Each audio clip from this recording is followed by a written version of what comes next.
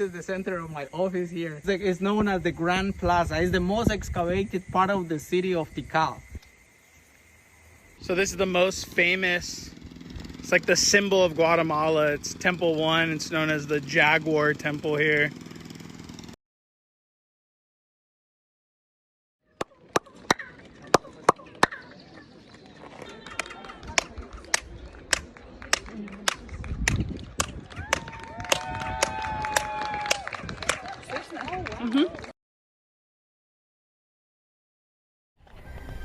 The woman over there was explaining that the rounded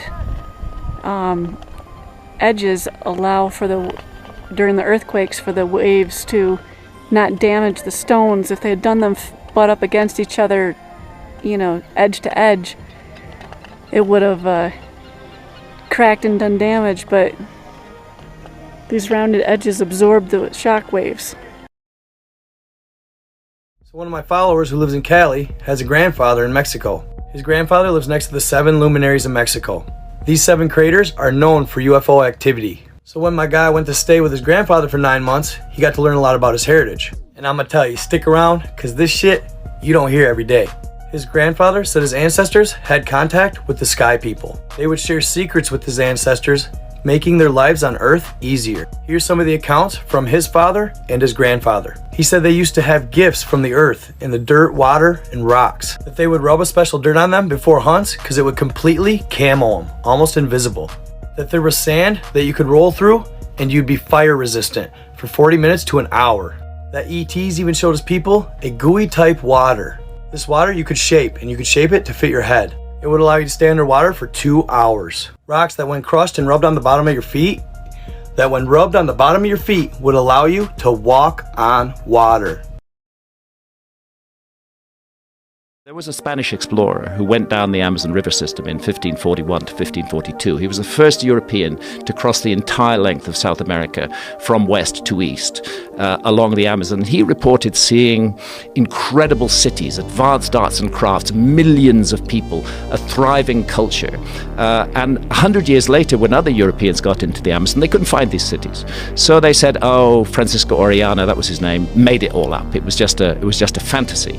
And then in the last decade, as the clearances of the Amazon have proceeded, we've begun to see the traces of those cities. What happened was that the Spaniards brought smallpox into the Amazon.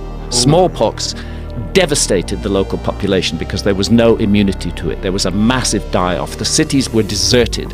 Within 50 years, they were completely overgrown by the jungle, and that's why they were not seen by the explorers who came in 100 years later. But now the jungle's being cleared, those cities are emerging. Begin with the basalt floors, the most famous example being, of course, the large basalt pavement to the east of the Great Pyramid at Giza. A close inspection of the blocks that form it will reveal a large number of plunge cuts, saw cuts, machining marks, and other evidence for advanced stone cutting that cannot be explained by the tools and techniques attributed to the ancient Egyptians. Let's first understand what the material is that we're talking about. Its specific hardness can vary, but basalt is commonly a 7 or even an 8 on the Mohs scale of hardness. As mentioned, it's harder than granite, and it will easily scratch glass or even steel. This is a very difficult choice of stone to do stonework in, particularly if you're some poor loincloth-wearing punter with a flint chisel and a copper bar working out in the Egyptian sunshine. Why does it seem like the further we go back in history, the more advanced we were? You're telling me people were so primitive they took a hammer and chisel and made this? This temple right here was made in the 11th century in India, so it's about 1,000 years old. Look at the structure and the design. Look at the detail on these carvings. Almost as if it was made with a laser. I mean, it just looks like laser cut precision. What's interesting to me is even with our modern technology, we can't even replicate what they built back then. How is that possible unless they had technology that was better than ours? This right here is a real hieroglyph in Egypt. It looks like some type of generator or quantum computer or big old light bulb or something. What if the ancient people were a lot more advanced than us?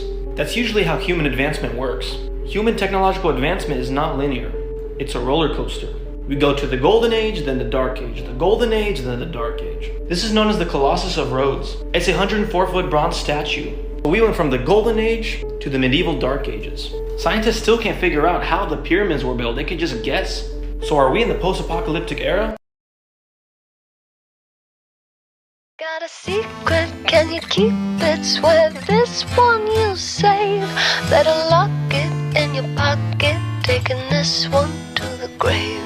If I show you, then I know you won't tell what Many things that hasn't been explained to my satisfaction are the 100-ton granite boxes of the Serapeum in Saqqara, Egypt. There's a total of 24 boxes that have been transported to an underground artificial cave system, and this one right here in this hallway shows us something interesting. Here we can see the remarkably small, cramped space the Masons had to work with. This box was also abandoned and unfinished, and its lid is sitting at the entrance to the hallway, which means the unfinished boxes were transported down these narrow hallways into the pits where they now rest and then finished. And the precision of the final product is astounding. A finished box has perfectly flat surfaces with remarkable 90-degree angle corners, and the entire thing has been polished to a mirror's reflection. The box itself is made from a single stone, so they had to be hollowed out from the top down to create the inside, creating these recessed corners that you can fit a ballpoint pen in perfectly. The internal surfaces are also perfectly flat and polished. Don't forget, there's 23 other boxes, and not all of them have been finished to this remarkable polish. Now, one of the questions I have is, do you want to watch a part 2?